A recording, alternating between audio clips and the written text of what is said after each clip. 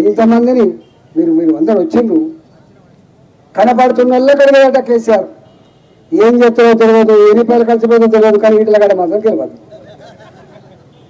ఇవాళ నేను అంటున్నా, హుజురాబాద్ ఒక దుబ్బాక. తెలంగాణకి ఏం జరుగుతుంది? దిక్కు మొక్కు లేని జనం, ఒక్కొక్కరు అగ్నికరం, సింహ కంఠనాదంతో వస్తాక కాల్చుకోండి కేసీఆర్ అని చెప్పిందా లేదా? ఇవాళ గాగట మీద మళ్ళా తేడా ఇక్కడికి. అంతమంది మంత్రి ఏం చెప్పిండు? నేనే అడాప్ట్ చేసుకుంటా లేదా? ఎవరు ఏమన్నది ఈ మాట? దుబ్బాక నియోజకవర్గాన్ని ఎవరు అడాప్ట్ చేసుకుంటా అని చెప్పిందో, ఎవరు దత్తత తీసుకుంటా అని చెప్పిందో, మరి అయిందా? అంటే ఎన్నిటిని దత్తత తీసుకుంటారు? ఒక మంత్రి రాష్ట్రానికి మంత్ర, నియోజకవర్గానికి మంత్ర.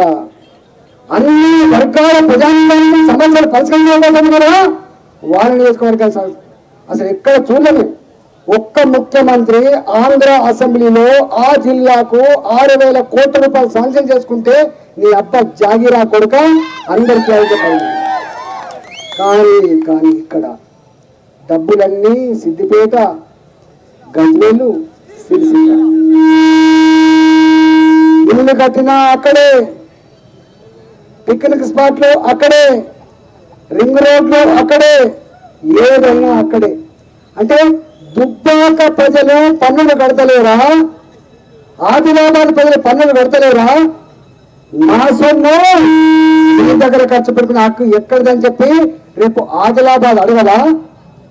ఇవాళ తెలంగాణలో ప్రతి జిల్లాలో, ప్రతి నియోజకవర్గంలో కేసీఆర్ నిలదీయడానికి సిద్ధంగా ఉన్నారు, గుర్తుపెట్టుకోండి. ఇవాళ కేసీఆర్ ఆయన డబ్బుల్లో ఉన్నాడేమో అనేక రకాల ఉపాయాలు చెప్పిండు. కానీ ఉప్పుడు ఉపాసం ఉండి అటుకుల మించి వచ్చిన కేసీఆర్ 1,000 కోట్ల రూపాయలు ఎట్లొచ్చినాయి? దుబ్బాక ప్రజారా, మీరేమైనా లక్షాధికారి కోటీశ్వరుడు అయిందా? మరి వాళ్ళు మీ కళ్ళ ముందే ఉన్నారు కదా. వాళ్ళు ఎక్కడి నుంచి వచ్చినాయి మరి? వాళ్ళకు అక్రమంగా సంపాదించిన డబ్బులు తీసుకొచ్చి మాలాంటి వాళ్ళని ఒడగొట్టే ప్రయత్నం చేస్తారు. మాలాంటి వాళ్ళని కాపాడగలిగే శక్తి ఎవరికి ఉంటుంది? మీకు మాత్రమే ఉంటుంది. చరిత్ర నిర్మాత నాయకులు కాదు, చరిత్ర రాతను మార్చేది ప్రజలు మాత్రమే అని చెప్పిన వాళ్ళు దుబ్బాక ప్రజలు. ఆ చరిత్ర తిరగాల్సిన వాళ్ళు హుజురాబాద్ ప్రజలు.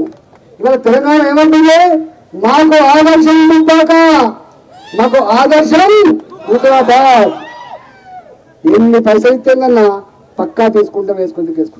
మళ్ళీ ఒకసారి కనుక ఈ ప్రభుత్వం వస్తే ఇక రాసి రంపాల పెడతారా అంటారు. ఇక చెప్పులు చేతులకు పేరు వస్తాయి అంటారు. ఇవాళ అందుకే చాలా సమస్యలు ఉన్నాయి. బీజేపీ అయితే ఏం చేస్తా అంటారు? కత్తి కాదు, వీళ్ళు నెత్తి కాదు, వీళ్ళు గెలుస్తున్నాడు. కానీ నరేంద్ర మోడీ గారి నాయకత్వంలో ఇవాళ మహిళా బిల్లు వచ్చింది.